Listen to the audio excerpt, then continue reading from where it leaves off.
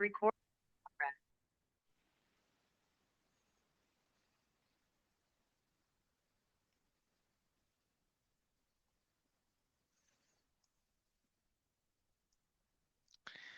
Hello, everyone.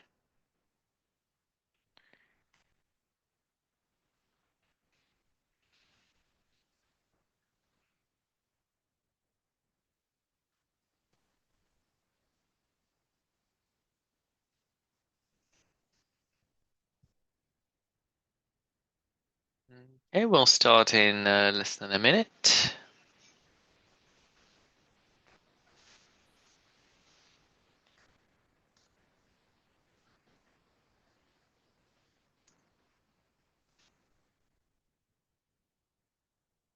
Okay.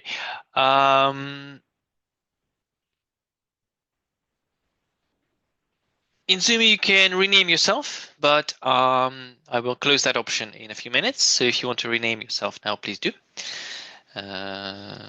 If you are using somebody else's Zoom account, for example. Okay.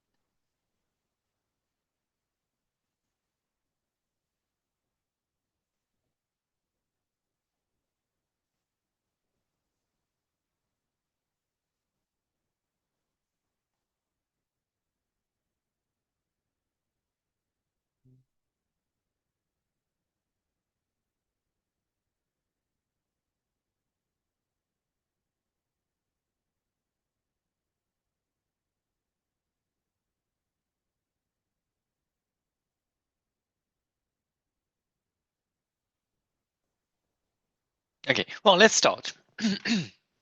Anyways, right. So just a quick reminder: we are respectful in the chat. We stay on topic, and this session is moderated. We have a moderator, and today's topic is trigonometry. So let's dive into some trig stuff. Okay. So hopefully you'll find lots of new things for yourself today. I'm almost certain some things won't be familiar to you. But let's start with the unit circle. So let me open the chat. And please type in, are you familiar with the unit circle for trigonometry? Yes or no?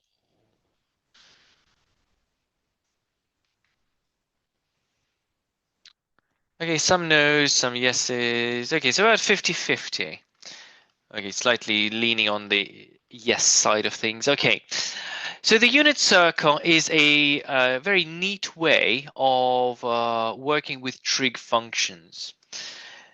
I know teachers tend to teach, for example, trig equations using graphs, because graphs perhaps is easier to visualize, but the circle is much more versatile, if that's the correct word. So basically, what do? We have a circle with a radius 1 on a plane, on a coordinate plane, on Cartesian coordinates. So this is the x-axis, this is the y-axis. This is 0, and of course the radius is 1, so this point is 1, 0, and this point is 0, 1. This point is minus 1, 0, and this point is 0, minus 1. If I draw a line like this is called a ray of light. Not light, just ray. In mathematics is half line. And I find this point. And if this angle is theta, then I can draw this triangle. So this the radius of the circle is 1, so of course this is 1. And if I draw it like this, and if I draw this triangle here, this is theta, this is 1. Let's say the coordinate of this point is x and y.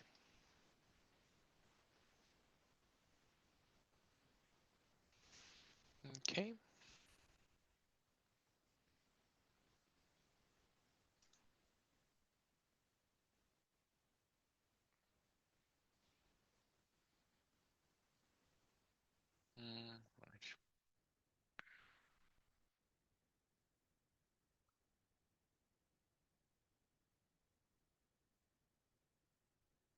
Right. Okay, perfect. Now, if the coordinate of this point is x, then obviously this side is going to be y, because, and this side is going to be x. So if I write x and y, I can write that sine theta is opposite over hypotenuse, so it's y over 1, so it's just y. And cosine theta is x over 1, which is x. So the coordinate of this point is actually the cos and the sine of that angle. And of course, you can see that the x and y coordinates can only be between 1 and minus 1 and 1. Yes, because sine and cosine can only be between minus 1 and 1. But let's just look at the implication of that, of the consequence. So let's take a coordinate plane using the GeoGebra. Okay, I can't pronounce that. The tool, and draw a circle. Then draw a ray. A ray is a half line from point A. Okay. Then we need another one. And measure the angle. 43 degrees. And for point C, I'm going to show the value. Okay. And 4 decimal places. A ray different from radius. Well, radius,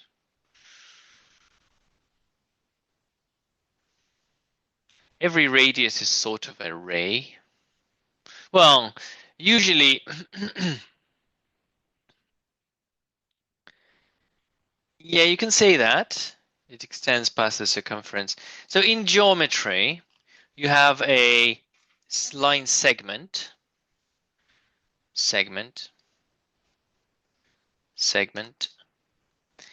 a ray, and a line.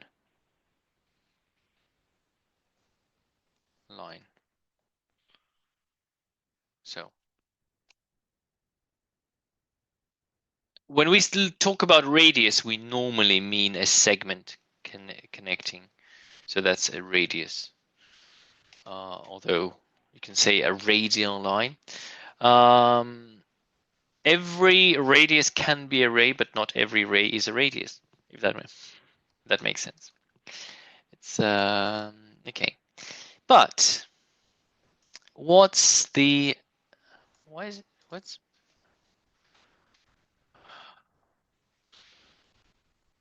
is it doing that?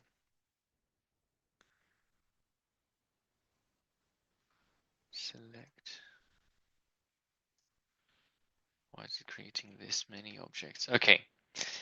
So the coordinate of this point,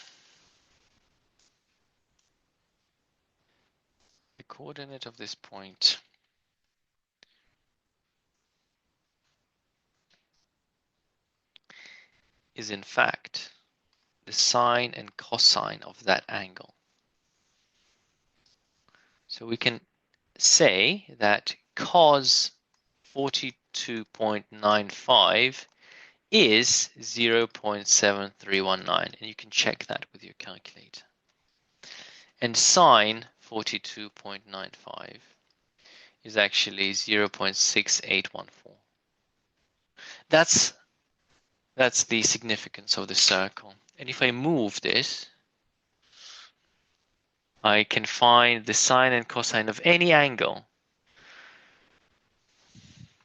So for example, cos of 17 is 0.95. Cos of 90 is 0. Cos of 180 is -1. Beautiful. So the x-coordinate of this point is the cosine of that angle. And I can find the cosine of any angle now. Is that making sense? On a scale of 0 to 10, does everyone understand what's going on? On a scale of 0 to 10, 7/8. On a scale of 0 to 10, let's say yes, okay. So the coordinate of the coordinate of that angle, if this angle is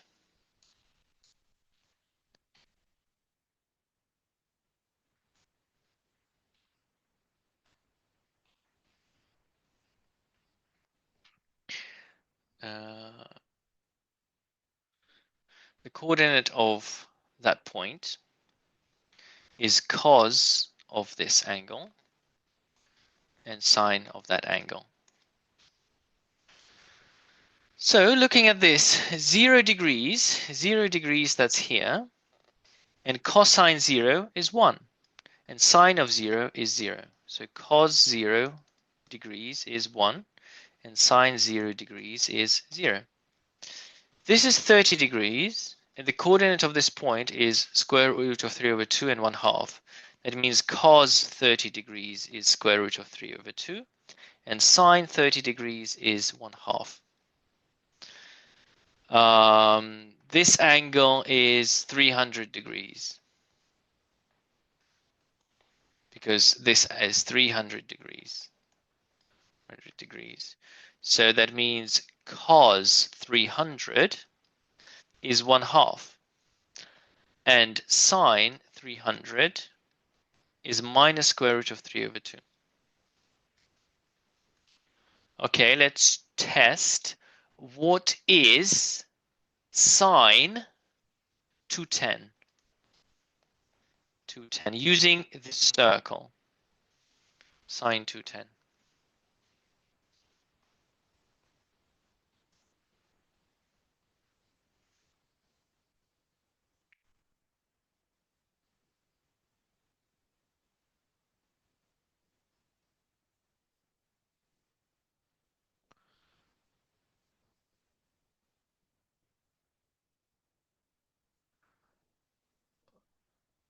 -1/2.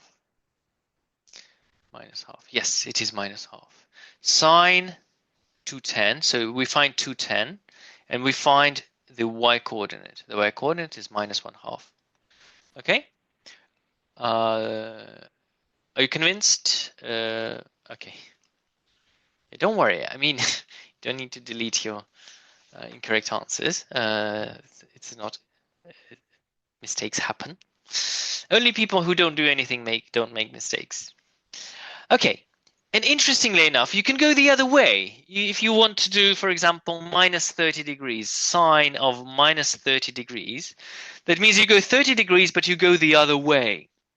So this is -30 degrees, and sine -30, that's -1/2.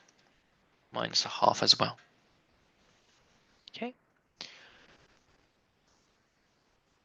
So just a test, what is cosine of -120? Cosine of -120. Please type.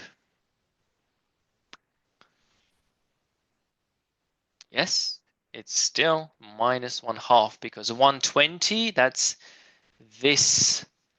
This is -120 because this is 120 going the opposite way. minus 120, that means it's this, and this is the cosine. The cosine is minus a half. Very good. And right away, this brings some interesting consequences. So some consequences. I won't list all the consequences because the list is almost infinite. Consequences.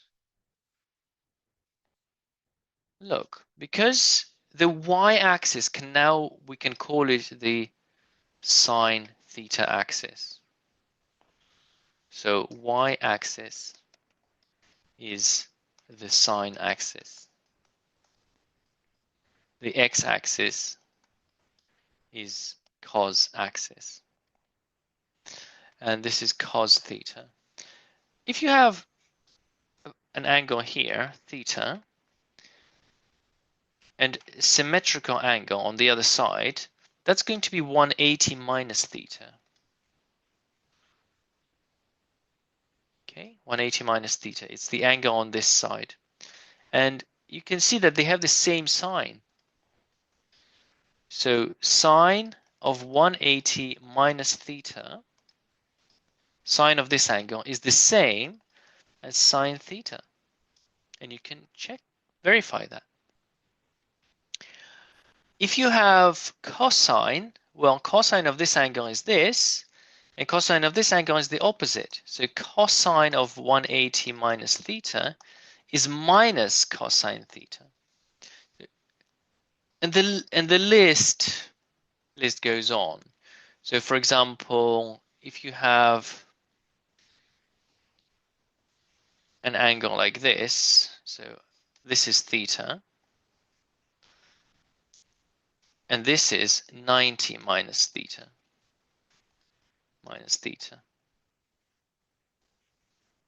90 minus theta. You can see that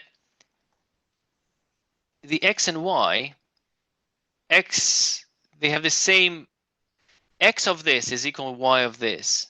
That means that sine 90 minus theta, don't worry if you don't fully understand it, is going to be cos theta.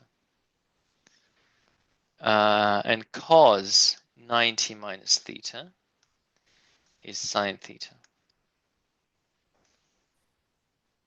Because they're symmetrical. Theta and 90 minus theta are symmetrical. Okay. So things like that. Yeah, the list of consequences is really long, so don't have time to go through all of them. But just I really hope I've managed to show you that the circle is amazing. That was my goal for today. Circle is amazing. You can use it. You can use it in many different ways, and I've just shown you a few. Okay, I hope you are convinced. And let's move on. Problem 2 is called solving trigonometric equations properly. And here I'm talking about very simple equations. Like, you probably know how to do sine x equals 0.5, and they always tell you x is between 0 and 2 pi, for example. 2 pi. I hope you've done radians. Or, yeah, 2 pi. Has everyone done radians? Is there anyone who's not familiar with radians?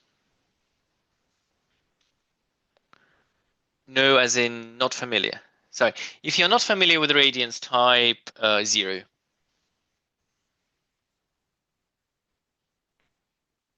If you're not familiar with radians, okay. Ooh. Well, okay, let's talk about radians for a minute or so, maybe for a few minutes. Radians is another way of measuring angles. Angles can be measured in radians. And this is the preferred way to measure angles in well, in calculus, that's the only possible way of measuring angles. Okay, so 1 radian is approximately 57 degrees. Now, pi radians, pi as in 3.14 radians, is exactly 180 degrees. And 2 pi radians is exactly 360 degrees. So some very convenient, what pi over 2 radians? Well, if pi radians is 180, well, pi over 2 radians is 90. Pi over 3 radians, that's 60 degrees. And pi over 4 radians is 45 degrees. Pi over 6 radians is 30 degrees. That's pretty much all you need to know for trigonometry. You just need to know that angles are measured in radians.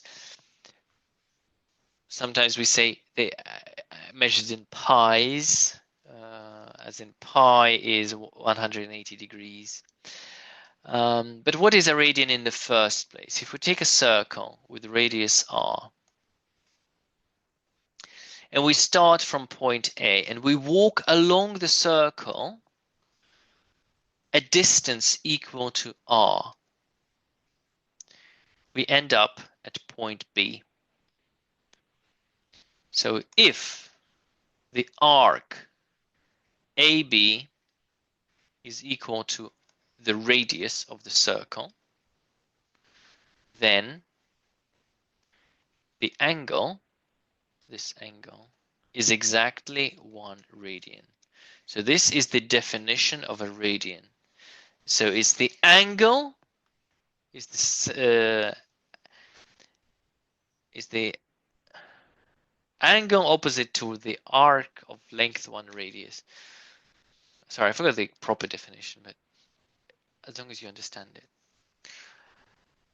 If you have an arc equal to 1 radius, okay, does that make sense? Do you understand? So Michelle, Serena, and Michelle and Serena, do you understand the radian now?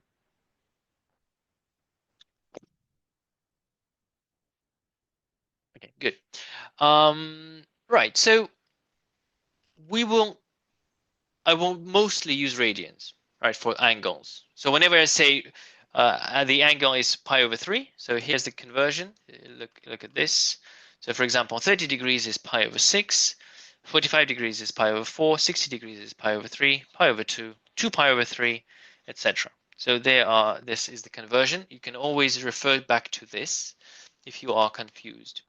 Anyways, how do you solve sine x equals 0.5? And they always tell you this, right? So you can use the graph, or you can use the circle. I'm going to use the circle. Let's say sine x equals 1/2. So they tell you to find the reference angle.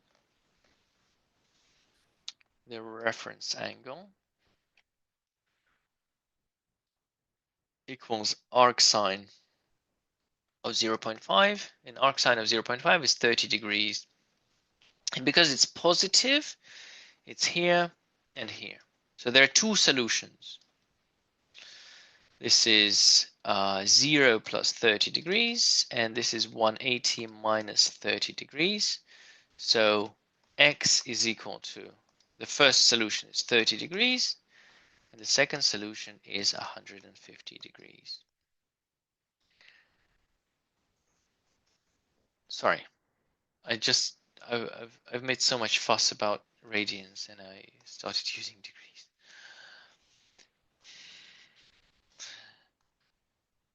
That's embarrassing. X 0 plus pi over 6. This is pi minus pi over 6. So this is pi. 180 degrees is pi. Pi minus pi over 6. So x1 is pi over 6, and x2 is 5 pi over 6. So these are the 2 solutions. Pi over 6. However, if you look at the solution of this, is where the line y equals sine x meets the line y equals 0.5, right?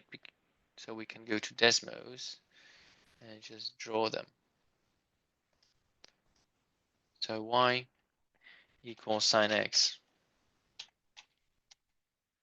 So that's y equals sine x.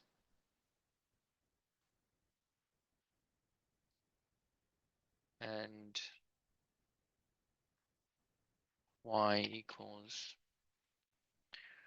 0.5. Okay. And you can see that the one solution is pi over 6. The other solution is 5 pi over 6, which is great. So that's the solution. But there's a problem here, because this is only for these values of x, for a limited range of x's. But what if the x is not limited to that? What if you zoom out, you can see that there are actually infinitely many solutions. The more you zoom out, the more solutions you can find. There must be a way of writing down all the possible solutions. And there is a way, of course. The way looks like this. So when I say solving properly, that means if the range, if the range for x is not limited, right? What if there's no limitation on x? So let's use a different color. What if there is no limitation on x? That means that x is any real number. Well, we know that sine repeats itself every 360 degrees. So sine x is a periodic function. The period is equal to 2 pi, 360 degrees. So it repeats itself every 360. So one cycle is 2 pi. This means if x equals pi over 6 is a solution, then so is pi over 6 plus 2 pi. So pi over 6 plus 2 pi is also a solution. And pi over 6 plus 4 pi is a solution. Pi over 6 plus 6 pi is a solution, etc. Does that make sense? Do you understand this? So if pi over 6 is a solution, one cycle later, that brings you to the next one. So pi over 6 is a solution. That means one full cycle, there's another solution.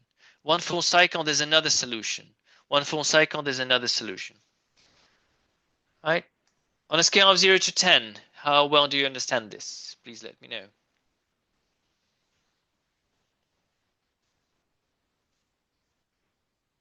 Okay.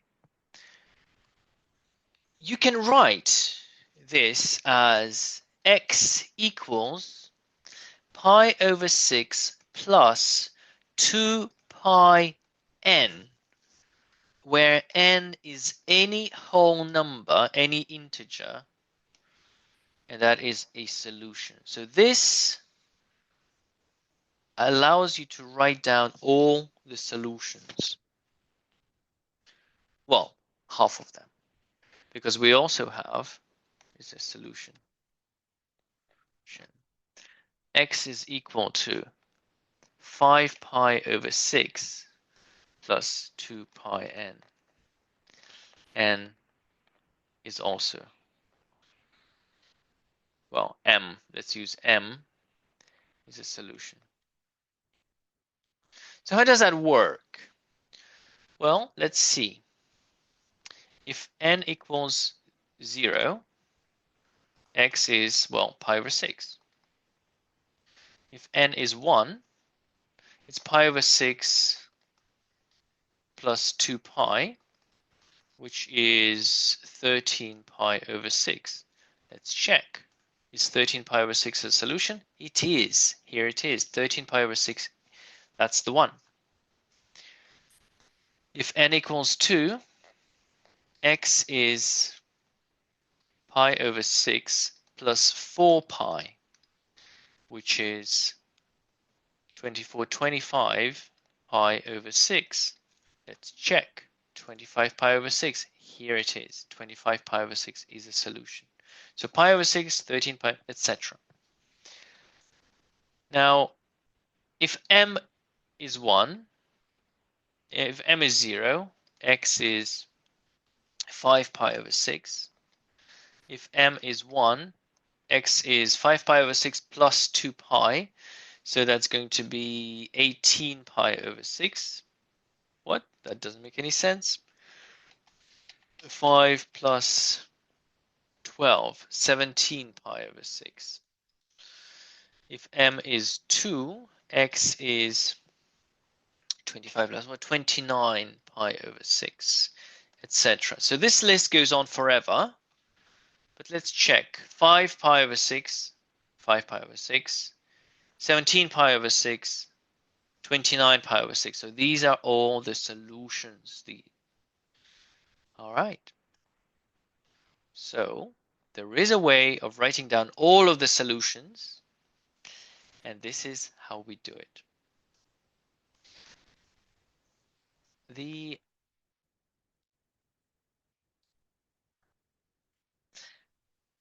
There is an even better way of writing down the solution to this equation. And this even better way looks like this.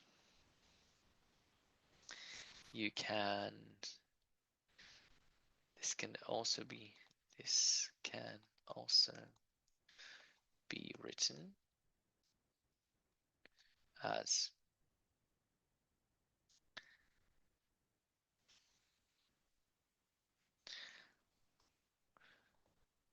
now you don't have to use it. Don't worry if you don't understand it, but x is equal to minus 1 to the power of n multiplied by pi over 6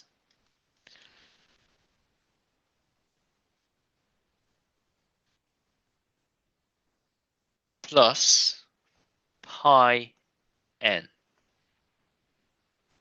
where n is any integer. Okay, so let's look at that carefully. So what if n is 1, if n is 0, this is going to be minus 1 to the power 0, which is 1, times pi over 6. So minus 1 to the power 0, pi over 6, plus 0. So that's pi over 6. Easy. If n is 1, x is going to be minus 1 to the power 1 times pi over 6 plus pi, which makes minus pi over 6 plus pi, which is 5 pi over 6.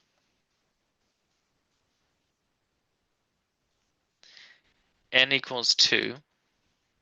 X is minus 1 to the power 2 pi over 6 plus 2 pi equals pi over 6 plus 6 is 7 pi over 6. Is that a thing? No, that's not 7 pi over 6. Sorry, that's 13 pi over 6. 13 pi over 6, etc. Do you understand this form of writing down the solution? On a scale of 0 to 10, please. Okay. So interestingly, so pi n. So here, 2 pi n. That means the cycle is 2 pi n, and here's pi n. So you go to a half circle, but then you go one way or the other. No, you don't need it. That's the thing. Because this combines all of them. We have pi over 6, then 5 pi over 6, then 13 pi over 6. The next one is going to be 17 pi over 6. This combines the two. This is a combination of these two solutions. So you don't need for m. That's the beautiful thing about this one. I really hope you can appreciate. So the standard results for cos, sine, and tan. Basically, it works like this. You can use the standard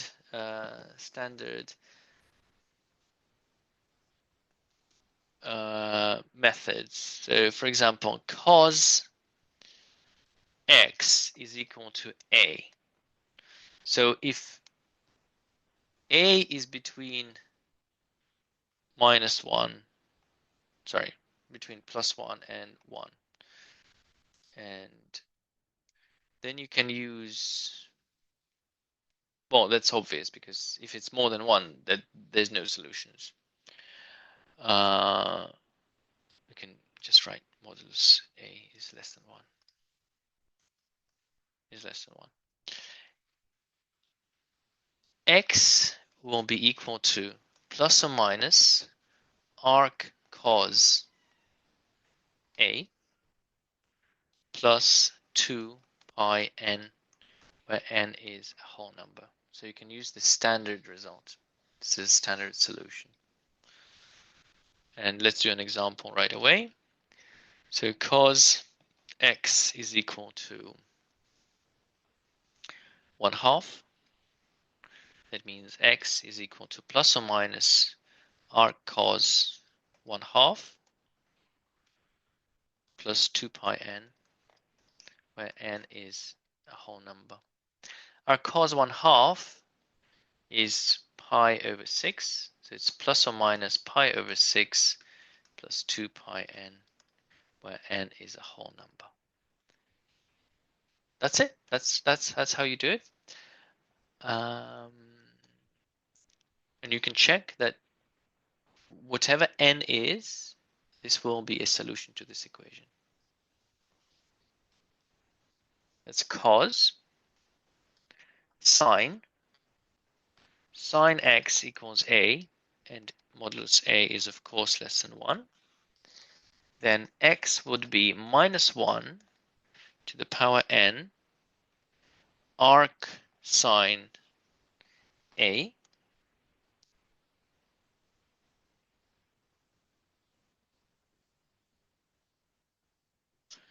plus pi n, where n is an integer. Okay, so example, sine x equals square root of 3 over 2. X is minus 1 to the power n arc sine square root of 3 over 2 plus pi n, where n is a whole number. So x is minus 1 to the power n arc sine of the root 3 over 2. That's going to be pi over 3 plus pi n, where n is a whole number. And for tangent is the easiest one. 3. Tangent x equals a. There's no limitation on a. A is any real number.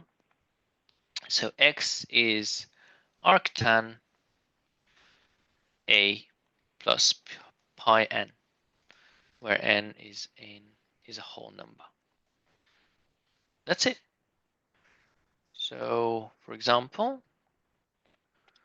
tan x equals 1. Arc is inverse. Sorry. Arc cos is the same as cos as the inverse cos. arcsine is the same as inverse sine. Why arc?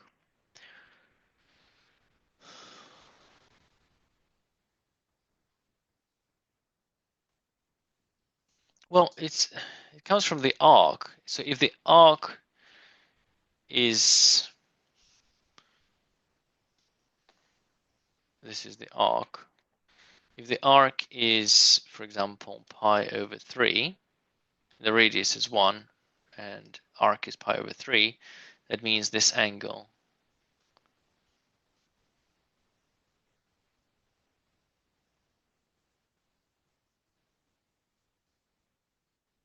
basically, what's the arc if the sine is, I don't know, 1/2?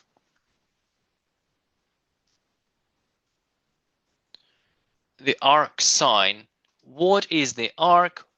When we say what is the arc, we mean what is the angle, because arc is equal to the angle, right? Because that's how radians are defined. If this angle is pi over 3, then the arc is pi over 3 as well. Yeah.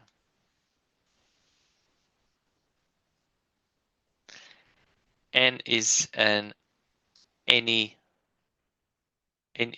integer. That means if you substitute, there are infinitely many solutions, and substituting any integer n gives you a solution.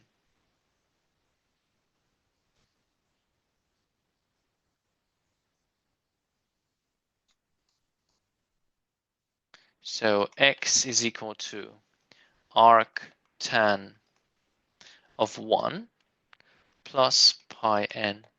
Arc tan of 1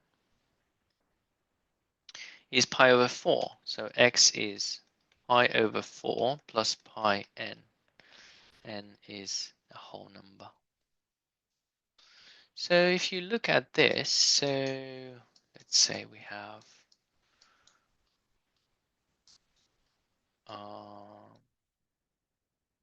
well, pi over 4. Oh.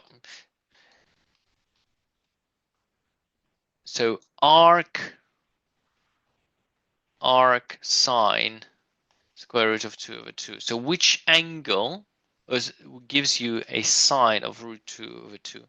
Well, here's root 2 over 2. So arc sine of root 2 over 2 is pi over 4. So which angle gives you a sine of root 2 over 2? And this angle is pi over 4. That's how you. Arc tan, well, because tan is sine over cos. This is sine and this is cos. Sine pi over 4 divided by cos pi over 4, sine pi over 4 over cos pi over 4 is going to be 1, because this divided by that is 1. And that means that tan pi over 4 is 1. Sorry if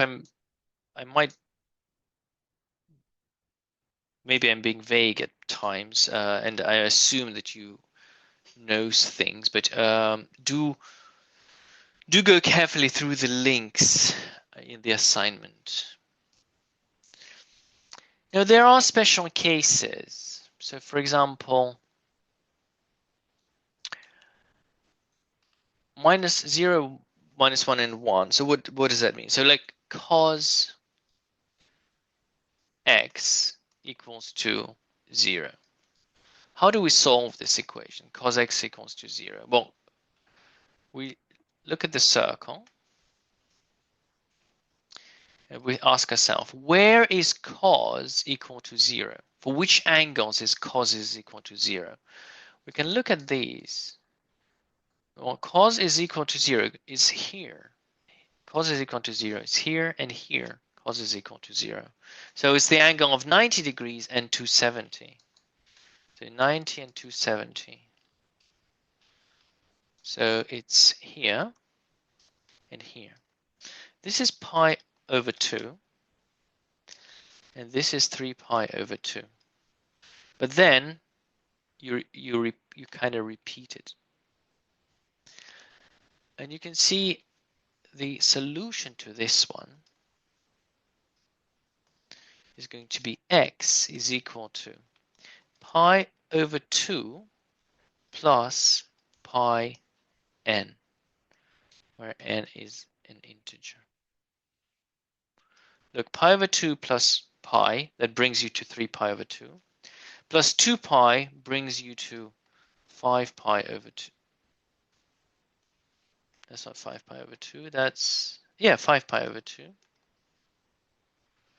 Then 7 pi over 2, etc.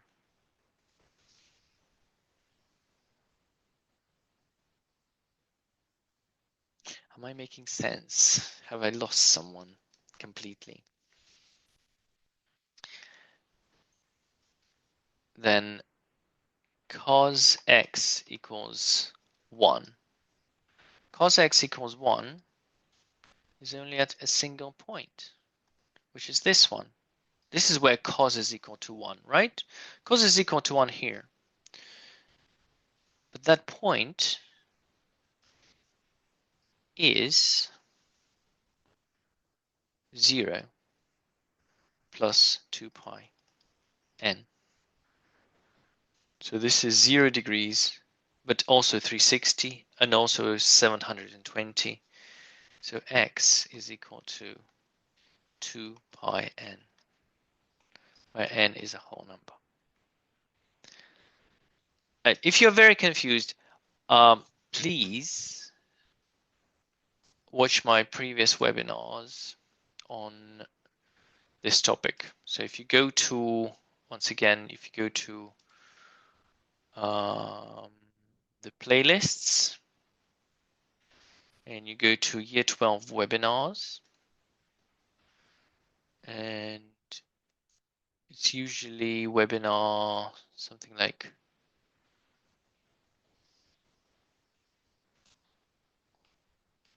oh, so that's 2024. No, you need the previous years. Sorry.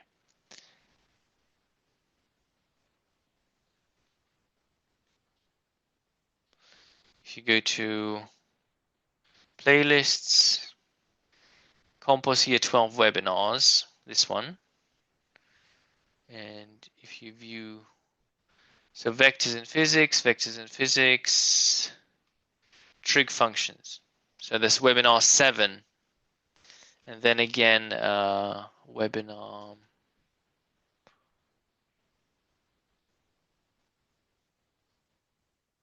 webinar 7 again. All right. So there are 2 webinar 7s. That's from 2021 and 2022. So please, yeah, please watch them.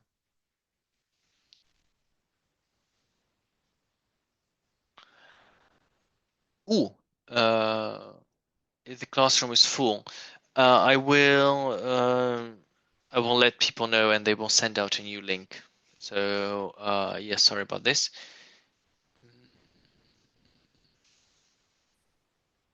Please email the main COMPOS account.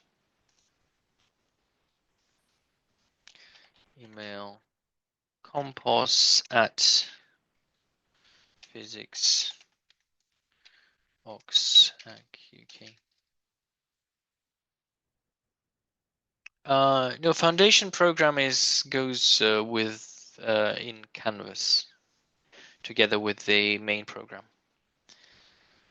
The Google Classroom is only for follow along.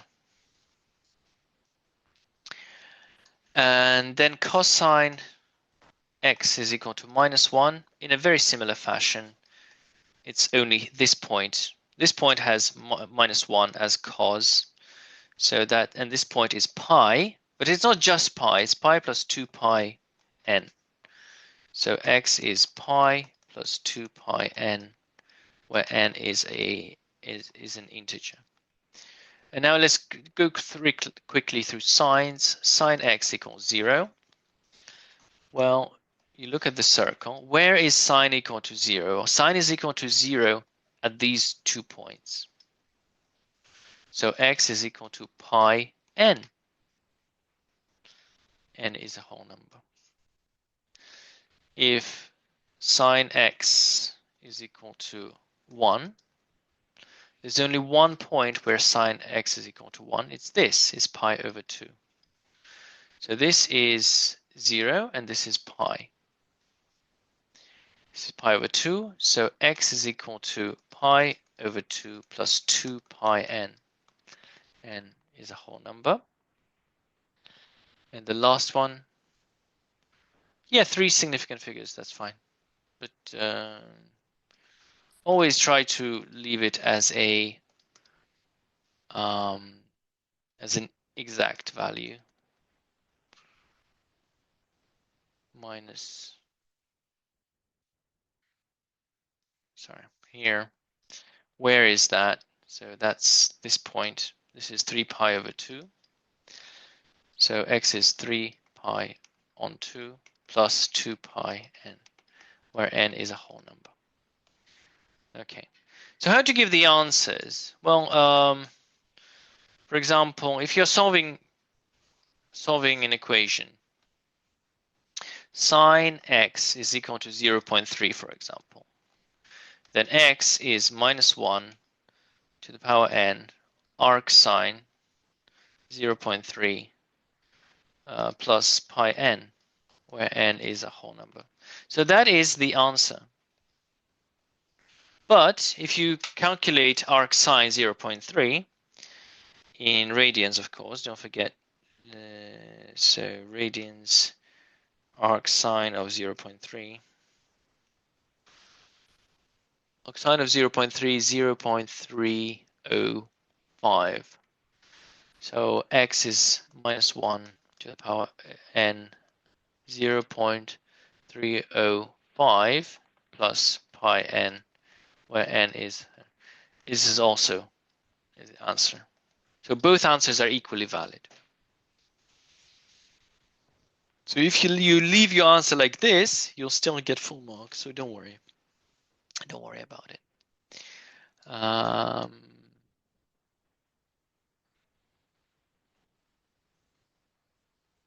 Unless there's an exact value for the arc sine. If there's an exact value for arc sine, we do expect you to find. So arc sine 1/2 is pi over 6, for example. Okay.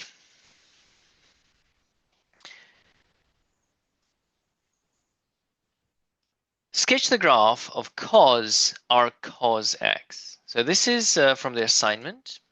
Not exactly from the assignment, but you got a very similar one in the assignment. I'll just show you how to do it. So problem 1 is sine arc sine, yeah? And here is cos arc cos. Well, first of all, you need to know what is arc cos. And what values can it take?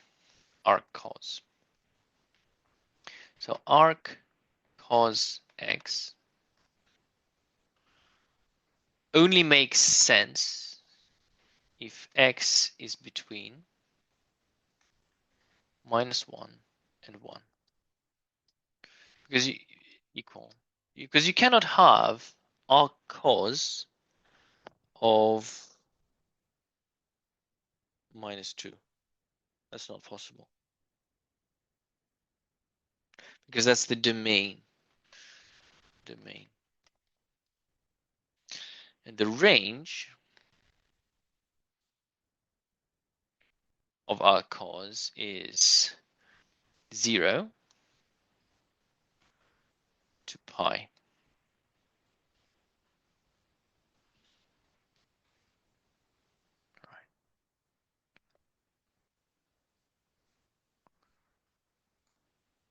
The domain of the arc cos is the range for cos, because arc cos is the opposite of cos.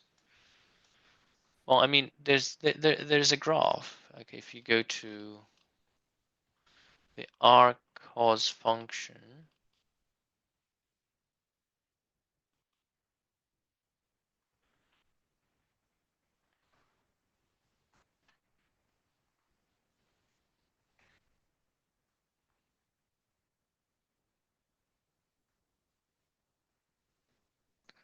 so the arc cos, the domain domain is from -1 to 1.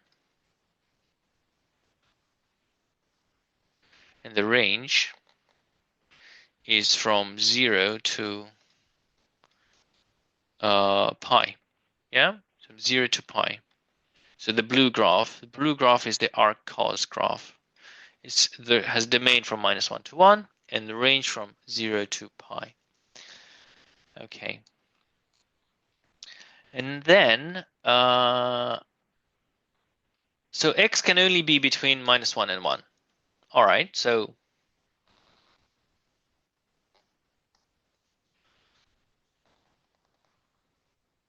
we can already start drawing something. So this is -1 and this is 1. And range. So cos, if you take the range, cos 0 is 1.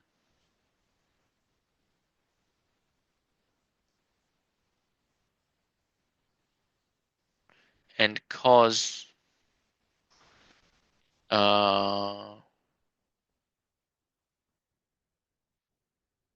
pi is -1.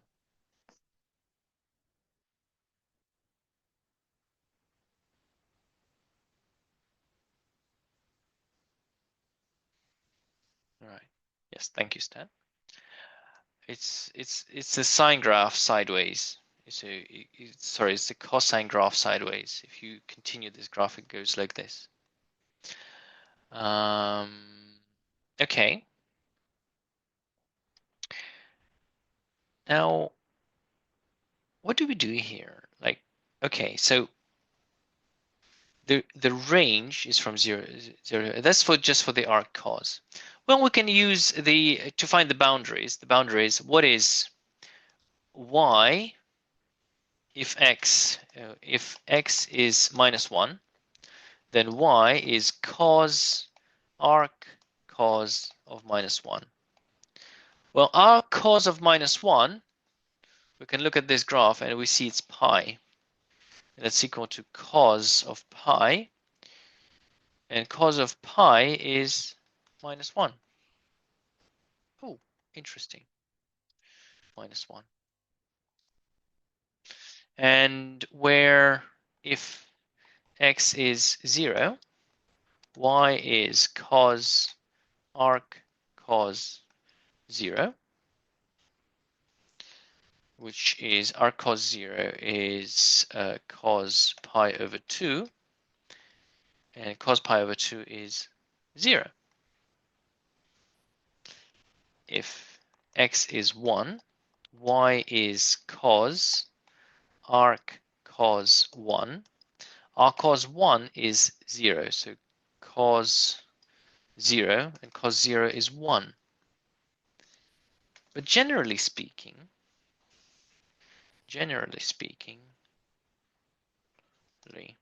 f minus 1 of x is always x. So, because cos and arc cos are the opposites, so cos of arc cos x has to be x. So the graph of y equals cos arc cos x is the same as y equals x, but the limitations apply. So it's just a straight line through the origin, but very strictly between -1 and 1, because beyond those values, the graph does not exist. And that's it. Domain of tan without set notation. Yeah, of course.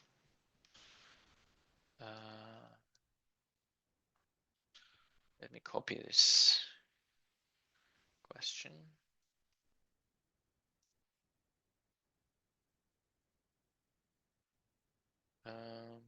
Yes. Y equals tan x. the domain is x is not equal to pi over 2 plus pi n, where x is any real number and n is any integer. When you replace arc cross by arcsine or arctan, how would you do that? Well, if you do arcsine of arcsine, that's also 1. So sine of arcsine is also x, but within limitations, yeah? The same for arcsine. Arcsine of sine x is also x. But there's a caveat there, right? It's not that straightforward. For example, sine is a periodic function. That means the range would be infinite. The domain would be infinite. The domain would be the whole set of values. So yeah. Sketch the graph of cos arcsine x. So I like this one. This is okay. So arcsine x. So once again, x can only be between -1 and 1. And that means arcsine sine x, because if we look at sine x, it can only be between the graph. Where is it? I lost it. Oh, the red one. The domain is -1 to 1, and the range is from -pi over 2 to pi over 2. Okay, so arcsine x can be between pi over 2 and -pi over 2. But cosine, okay, that's step 1. What do we do next? Well, let's write it down. Y equals cos arc sine x. I'm going to square it. Y squared equals cos squared arc sine x. I know that sine of arc sine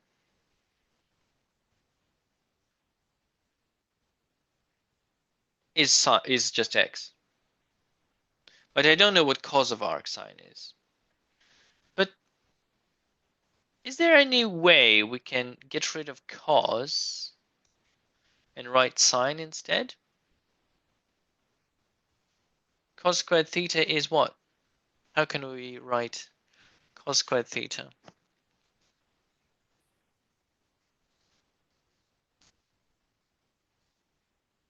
One minus, yeah, cos squared theta is 1 minus sine squared theta indeed. So that means that cos squared arc sine x can be written as cos squared, 1 minus sine squared arc sine x. But sine of arc sine x is just x. Why is this true? Well, there's different ways you can prove that. This is A, this is B, this is C, this is theta. Sine theta is equal to A over C. Cos theta is B over C. Sine squared theta plus cos squared theta is A squared over C squared plus B squared over C squared, which is equal to A squared plus B squared over C squared. But from Pythagoras' theorem, A squared plus B squared is C squared over C squared, which is 1. So this is Pythagoras' theorem. Sine squared theta plus cos squared theta is 1. Therefore, sine squared theta can be, cos squared theta squared theta can be written as 1 minus sine squared theta. All right. And this thing is known as the main trig identity. It's like the most important one. Cool. So sine, but we know that sine of arc sine x is x, because f of f minus 1 of x is x always. And so is f minus 1 f of x is that. So composite functions. If you don't understand this, composite functions. Composite functions. Okay, so so that's 1 minus x squared. So y squared equals 1 minus x squared. So this is y squared plus x squared equals 1. It's a circle. But there is a catch, of course. Let's make it y equals plus or minus square root 1 minus x squared. So you see the x is between minus 1 and 1. And arc sine x is between minus pi over 2 and pi over 2. Cos of any angle between minus 2 and 2. Cos of angle between minus pi over 2 and pi over 2 is always greater than 0. Oh, let's have a look. Y equals cos x and a minus pi over 2 x less than pi over 2. If I draw the cosine graph between minus pi over 2 and pi over 2, I can see that it can only take positive values, right?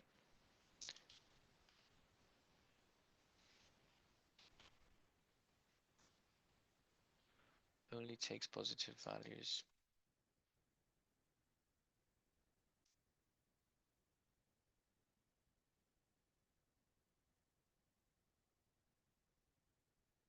Only takes,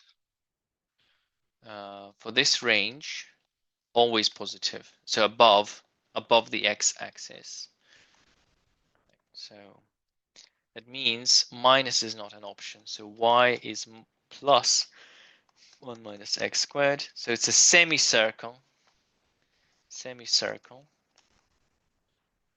And it's like this.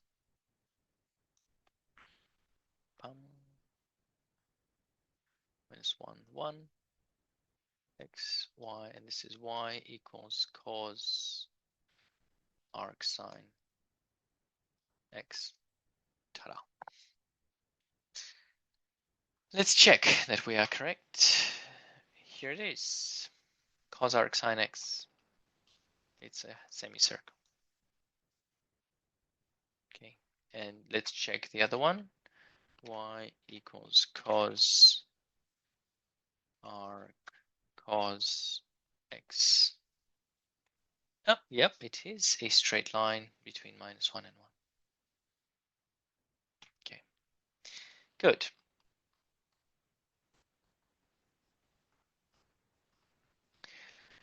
Problem 6. Solve this equation. Oh, there are several things going on in here. Arc sine x squared plus minus 3x and equals arc sine. Let's write it down. Arc sine x squared minus 3x equals arc sine minus 2x.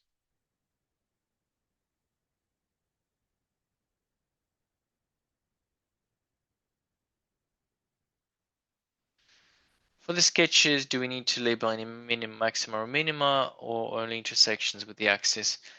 Yeah, intersections in the general shape is sufficient. If you can, label minimum, maxima, that doesn't hurt. Arc sine is equal to arc sine that. So unlike sine x, arcsine is a one-to-one function.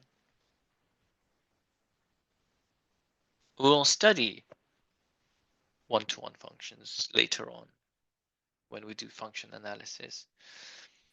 But I'll explain the difference. So one-to-one functions and many-to-one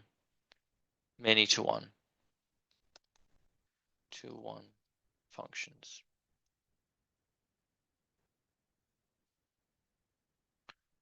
For a one-to-one function, if f of a equals f of b,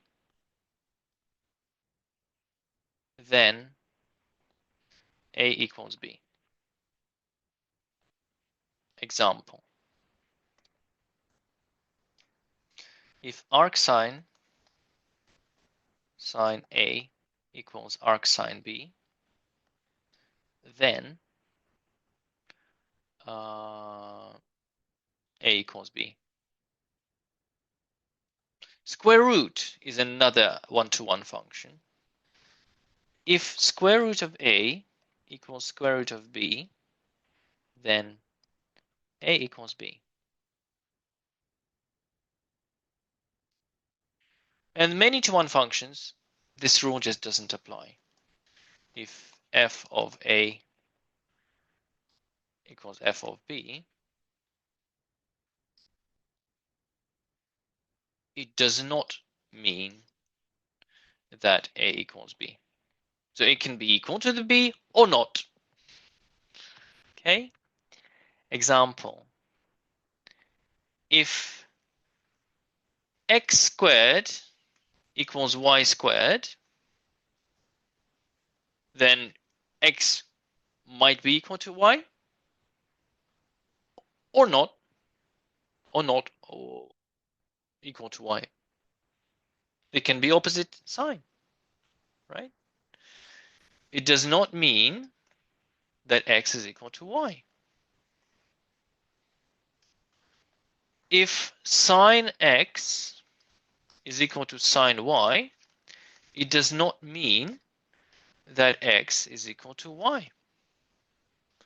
For example, sine 30 is equal to sine 150. The sign is the same, but the angles are different. Here, minus 3 squared is the same as 3 squared, but obviously minus 3 is not the same as 3. One-to-one functions, well, if you draw a graph of a one-to-one function, one value of x corresponds to exactly one value of y. X, y. So if you know y, you know x, and if you know x, you know y. Y2. So every x has a unique y and vice versa. Well, I'd say every y has a unique x. That's more important. Every y has a unique x. Every y has a unique x. And a many-to-one function is where you can have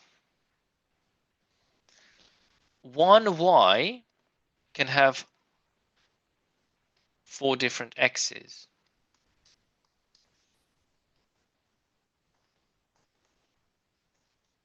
Okay. 4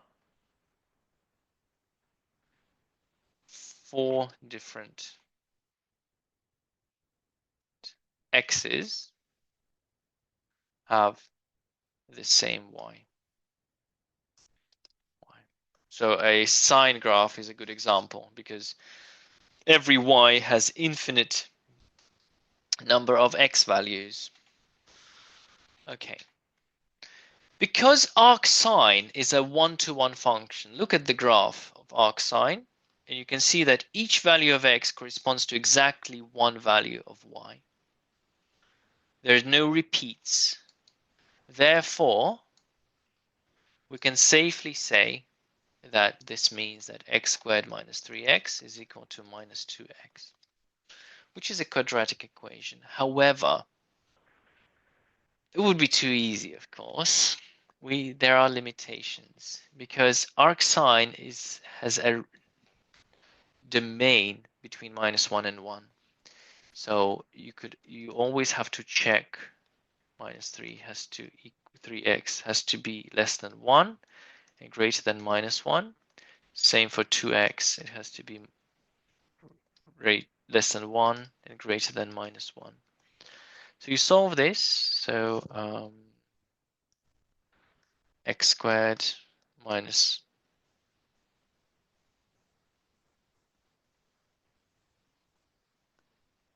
ooh, have I made a mistake?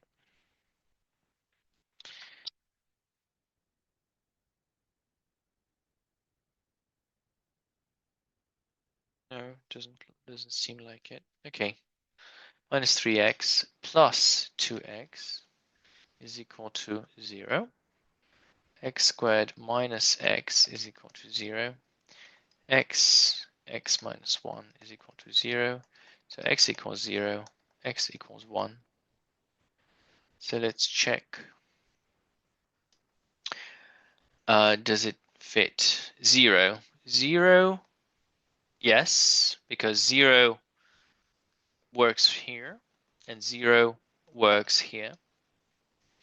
So that is a solution.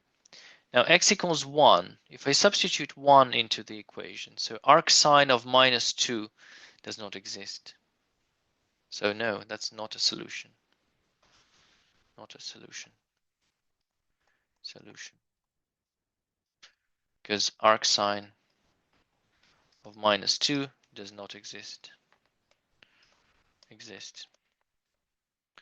Therefore, the answer is 0. That's it. Okay, so hopefully that helps you to solve the question. Which one?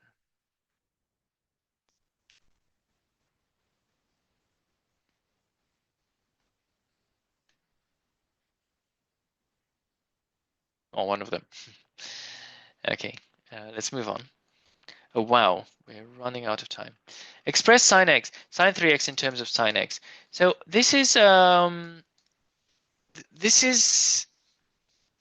where you need to use sine a plus b is equal to sine a cos b plus sine b cos a. So sine 3x can be written as sine x plus 2x, which means sine x cos 2x plus sine 2x cos x. We still have cos 2x and sine 2x, but these can also be written in the same way. So sine 2x is sine x plus x, which is sine x cos x plus sine x cos x, which is 2 sine x cos x. Okay, so let's substitute that. So that's sine x, no, cos 2x,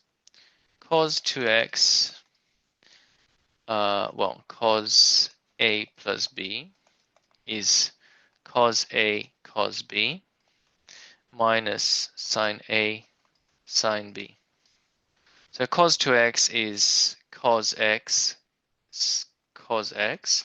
minus sine x sine x. So that's cos squared x minus sine squared x.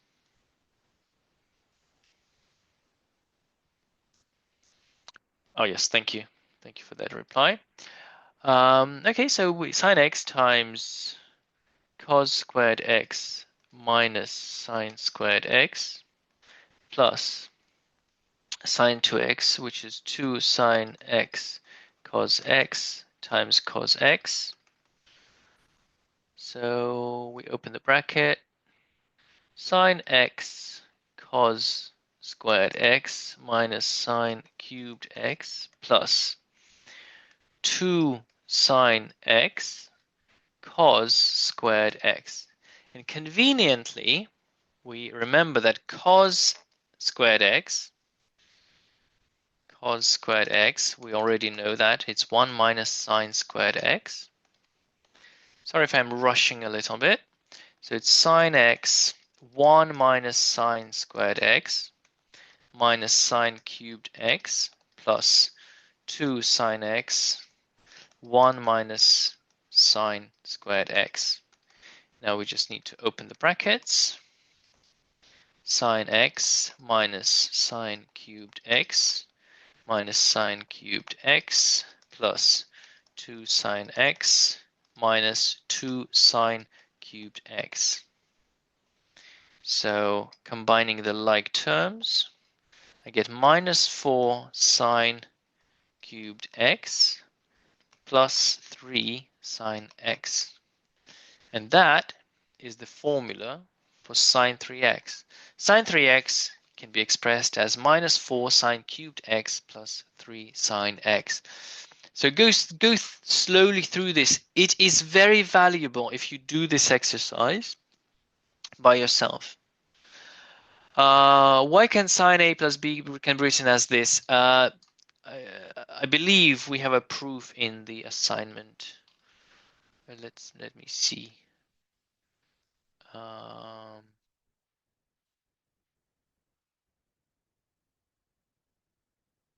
Yeah, so on page 5, there's a video for the proof of sine and cosine. Okay, so if you follow these links, you'll find the proof of those results.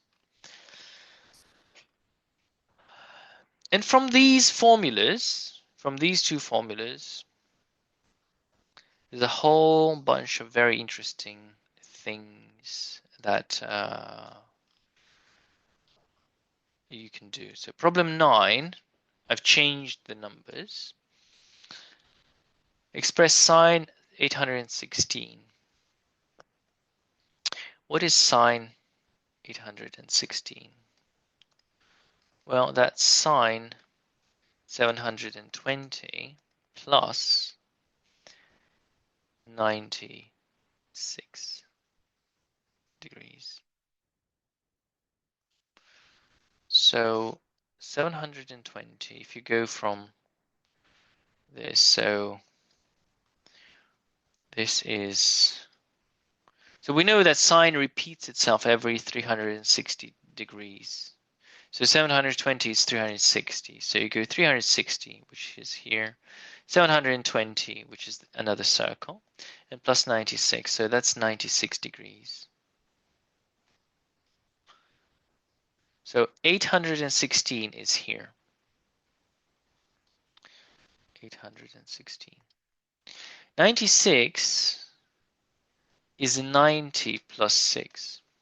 So this is the same as sine 96, which is the same as sine 90 plus 6 degrees.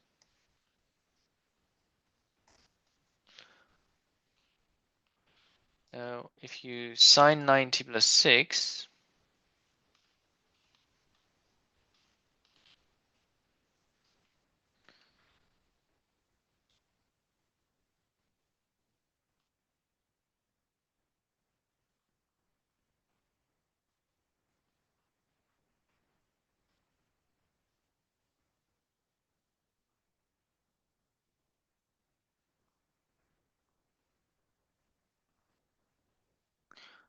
well, you can use the formula. Okay, let's use the formula.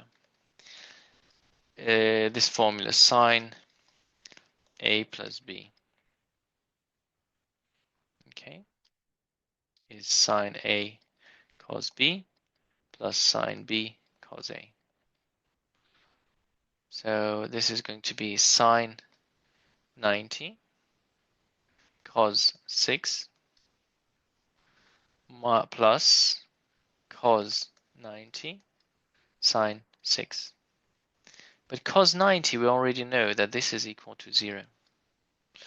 And sine 90 is 1. So the whole thing is going to be 1 times cos 6 degrees plus 0 multiplied by sine 6 degrees, which is cos 6 degrees. And that's the answer. This is how you solve this problem. So sine A16. So first you subtract 360 until you get a decent value. And then you figure out the nearest corner. The nearest circle doesn't have corners. So cos 241 degrees. So you just need to figure out where 241 is. So this is 180. This is 270. So 241 is somewhere here. 241.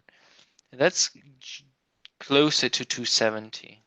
So 241 is cos 270 minus 39 degrees. And then you just use the formula. So it's cos 270 cos 39 minus sine 270 sine 39. Now cos 270 is 0, so that becomes 0, and we are left with, and sine 270 is minus 1, so it's minus 1 sine 39, which is sine 39. That's it. So the angle has to be between 0 and 45. So please keep that in mind. Right.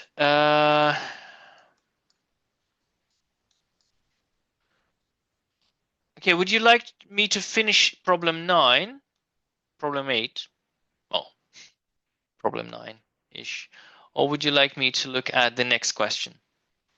Please say 8 or next. Type 8 or next. Okay. For which values of the parameter a, the following equation has exactly 4 roots on the interval 0 to 2 pi. So we have an equation. Let's write it down. Sine squared x minus 2 a minus 1 sine x plus a plus 1. So there is a parameter a. And depending on that parameter, this equation has roots. Well, on the interval of 0 to 2 pi. Well, this is a quadratic equation in terms of sine 2x. And sine 2x, sine x equals a, well, equals, I don't know, c, typically has 2 solutions on the interval 0 to 2 pi. That means we look at this. This is a quadratic equation, and you find the discriminant. Discriminant is b squared minus 4ac, which is b squared, so 2a minus 1 squared minus 4a plus 1. And that, in order for this to have 4 solutions, the discriminant has to be positive. That's the first thing that has to happen. And yeah, that's the first thing that you need to do. You could also play around with Desmos. If you take Desmos, so sine squared x, y equals sine squared x minus 2 a minus 1 sine x plus a plus 1. Is that it? 2a minus 1, a plus 1. Yes. And then you have to limit the x from 0 to less than or equal to x less than or equal to 2 pi and add slider a.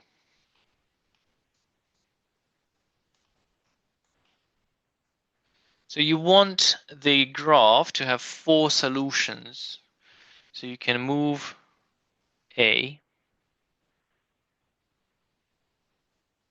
So you can have 3 solutions. Yes, you can have 3 solutions. You can have 2 solutions. But it looks like you can't really have 4 solutions. Solutions is the intercepts with the x-axis.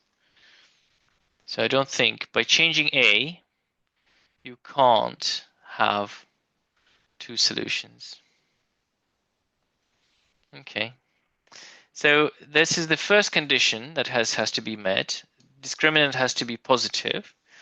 The second, the first solution, sine x, this first solution of this equation has to be minus 1 to 1. So basically, b squared minus b plus minus square root of b squared minus 4ac over 2a has to be less than 1 and greater than minus 1. And if you look through those limitations, you will realize that there are no... I can't do the whole thing. I'm sorry. I'm just giving you some hints on this. So in your assignment, you have a similar question. Because I really have to run in a minute. Find the values of a for which they... Okay, it's a very similar one. It has the find the values of a for which the equation has 3 distinct roots on the interval.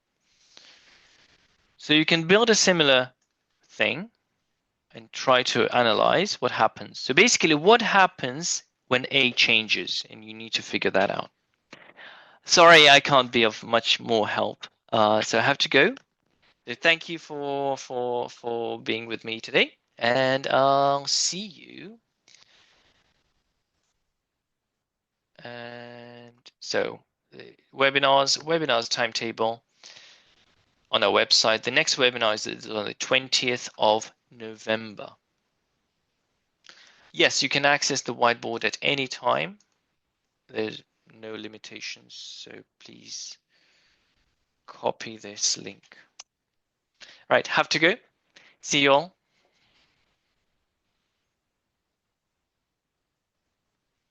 Thank you.